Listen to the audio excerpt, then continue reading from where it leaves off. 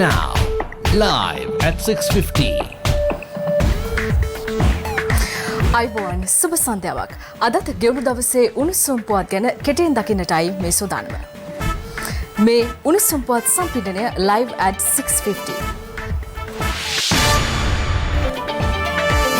ශාසන ඉතිහාසයේ වැදගත් සිදුවීම් රසක්ම සිදු වූ ඇසළ පුරපසළොස්වක පොහෝ දිනය අදයි. ඒ නිමිති කරගනිමින් අද පොහෝ දින අමාදහර ආගමික මෙහෙවරගෙන ආවේ ඓතිහාසික කැලණිය රජමහා විහාරස්ථානයේ සිටයි.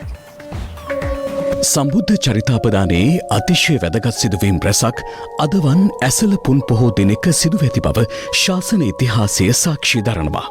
මහා බෝසතාණෝ පස් මහා බැලුම් හෙළීමෙන් අනතුරුව මිනිස්ලොව උපදින්නට මහාමායා දේවියගේ මව්කුස පිළිසිඳ ගැනීම සංසාරගතව ආදරයේ මහිමෙන් ප්‍රාර්ථනා පෙරදැරිව පැමිණි යශෝදරාවන් සහ තම කුරුඳුළු දරුවා අතහැර සත්‍ය අවබෝධ කරගනු පිණිස මහා අභිනිෂ්ක්‍රමණය සිදු කිරීම සියලු ක්ලේශයන් නසා තමන් වහන්සේ අවබෝධ කරගත් පරම සත්‍ය කැටිවුණු පළමු සම්බුද්ධ දේශනාව වූ දම්සක් පැවතුම් සූත්‍රය පස්වග මහණුන් උදෙසා දේශනා කිරීම සිදුකොට ඇත්තේද අදවන් ඇසළ පුරපසළොස්වක පොහෝ දිනකයි.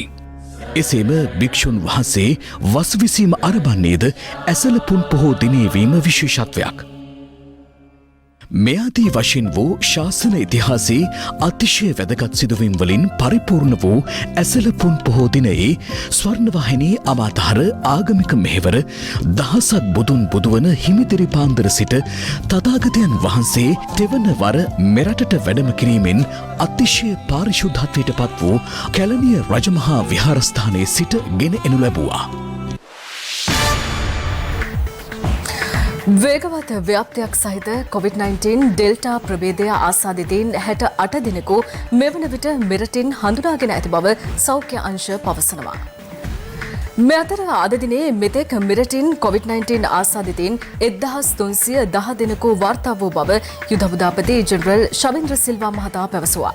ඊයේ තවත් ආසාදිත මරණ 43ක් සිදුව ඇති බවට සෞඛ්‍ය සේවා අධ්‍යක්ෂ ජෙනරාල්වරයා අද තහවුරු කිරීමත් සමග සමස්ත ආසාදිත මරණ සංඛ්‍යාව 4000 ඉක්මවා ගියා.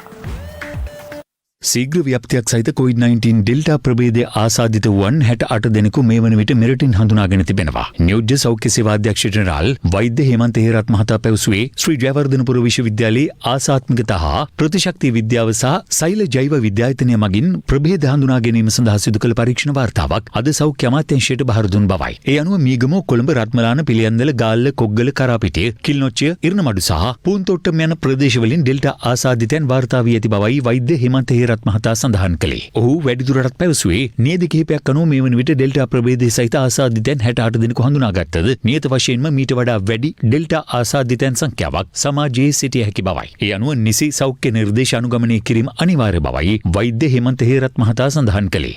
ගල්ල හබරාදුව ප්‍රදේශයේ විහාරස්ථානයක භික්ෂුන් වහන්සේ 17 නමකට COVID-19 ආසාදනය වී තිබෙනවා. සෞඛ්‍ය අංශ පැවසුවේ විහාරස්ථානයේ සිටි ගිහි පුද්ගලයන් 3 දෙනෙකුටද COVID-19 ආසාදනය වී ඇති බවයි.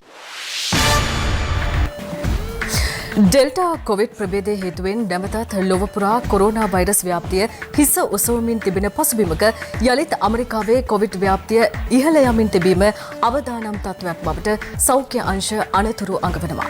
ඒ සමගින් ලොව කොවිඩ් ව්‍යාප්තිය පිළිබඳවයි මේ විමසා බැලීම. මද්‍රව්‍ය හා අපරාධ මැඩලීමේ මෙහෙයුම් අතරතුර පොලිස් විශේෂ කාර්ය බළකා නිලධාරීන් විසින් රුපියල් කෝටි 2කට අධික වටිනාකමකින් යුත් හෙරොයින් හා අයිස් මද්‍රව්‍ය සමග ජාවාරම්කරුවන් 2 දෙනෙකු අත්අඩංගුවට ගනු ලැබුවා.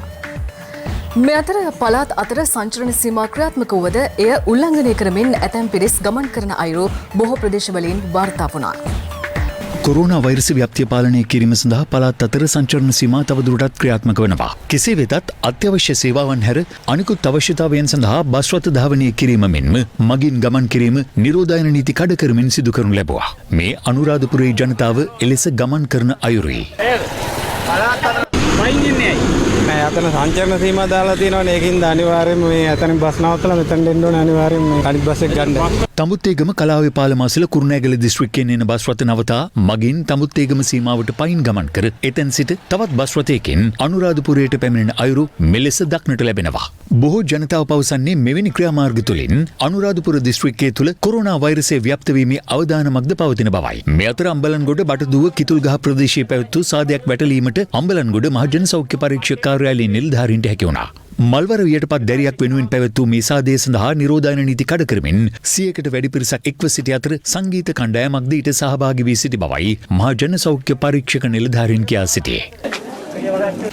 සංවිධානාත්මක අපරාධ මද්‍රව්‍ය ජාවාරම් මැඩ පැවැත්වීමේ මෙහෙයුම් අතරතුර පොලිස් විශේෂ කාර්ය බළකා නිලධාරීන් නාරම්මල ප්‍රදේශයේ සිදු කරන ලද මෙහෙයුමකදී රුපියල් 83 ලක්ෂයකට අධික වටිනාකමකින් යුත් හෙරොයින් සහ අයිස් මද්‍රව්‍ය තොගයක් සමග පුද්ගලයෙකු අත්අඩංගුවට ගන්න ලැබුවා. මේ අතර රුපියල් ලක්ෂ 40කට අධික වටිනාකමකින් යුත් හෙරොයින් මද්‍රව්‍ය තොගයක් සමග පුද්ගලයෙකු අත්අඩංගුවට ගැනීමට ගෝනහේන පොලිස් විශේෂ කාර්ය බළකා කඳවුරේ නිලධාරීන්ට හැකි වුණා. ඒ ගල්කිස්ස අත්තිඩිය ප්‍රදේශයේ සිදු කරනු ලැබූ මෙහෙයුමකදී හිටපු අමාත්‍ය රිෂාඩ් බදියුදීන් මහතාගේ නිවසේ මෙහෙකාර සේවයේ යොදවා සිටි බාලවයස්කාර දැරියක් පිලිස්සී මිය යාමේ සිද්ධියට අදාළව බදියුදීන් මන්ත්‍රීවරයාගේ බිරිඳ ඇගේ පියා සහ දැරිය අදාළ නිවසට රැගෙන ආ තැරැව්කරු අත්අඩංගුවට ගෙන තිබෙනවා. ඔවුන්ගෙන් මේ වන විටත් ප්‍රකාශ සටහන් කර ගනිමින් සිටින බවයි පොලිසිය පැවසුවේ. මේ අතර මෙම සිද්ධිය පිළිබඳ සිදු කරන ලද විමර්ශන වලින් අනාවරණ වූ කරුණු අනුව තවත් තරුණියක් දූෂණය කිරීමේ සිද්ධියකට අදාළව රිෂාඩ් බදියුදීන් මහතාගේ ඥාතියෙකුද අත්අඩංගුවට ගෙන තිබෙනවා. හිටපු අමාත්‍ය රිෂාඩ් බදියුදීන් මහතාගේ නිවසේ සේවය කරමින් සිටි 16 හැවිරිදි බාල වයස්කාර දැරියක් බරපතල පිළිසුම් තුවාල ලබා රෝහල්ගත කිරීමෙන් අනතුරුව ඉකුත් 15 වෙනිදා ජීවිතක්ෂයට පත් වූ අතර දැරිය කලක සිට ලිංගික අතවරවලට ලක්ව ඇති බවට පසුව අනාවරණ වුණා. සිද්ධිය විමර්ශනය කිරීම සඳහා බොරැල්ල පොලිසියට අමතරව තවත් පොලිස් කණ්ඩායම් දෙකක් පත් කෙරුණු අතර මේ වන විට දැරිය මිය යාම සම්බන්ධයෙන් පුද්ගලයින් 20 දෙනෙකුගෙන් පමණ ප්‍රකාශ සටහන් කරගෙන තිබෙනවා. ඒ අතර හිටපු අමාත්‍යවරයාගේ නිවසේ සේවය කළ කාන්තාවන් දෙදෙනෙකුද වනවා. දැරියගේ මරණය සම්බන්ධයෙන් සිදු කෙරෙන පරීක්ෂණවලට අදාළව හිටපු අමාත්‍ය රිෂාඩ් බදියුදීන් මහතාගේ නිවස ඊයේ පස්වරුවේ පොලිසිය විශේෂ පරීක්ෂාවට ලක් කළා. පසුව රිෂාඩ් බදියුදීන් මන්ත්‍රීවරයාගේ බිරිඳගේ පියා සහ දැරිය නිවසට රැගෙන ආ තැරැව්කරු ඊයේ පස්වරුවේ බොරැල්ල පොලිසියට කැඳවා තිබුණා.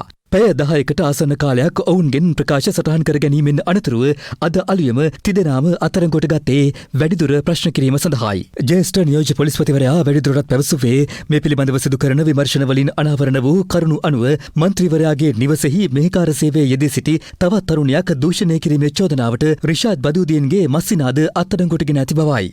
එම තරුණියද රිෂාඩ් බදියුදීන්ගේ නිවසට රැගෙන වෙත් ඇත්තේ බාල වයස්කාර දැරිය රැගෙන ආ පොන්නයියා පණ්ඩාරම් හෙවත් ශංකර් නැමැත්තා විසින් බවටයි අනාවරණ වී තිබෙන්නේ.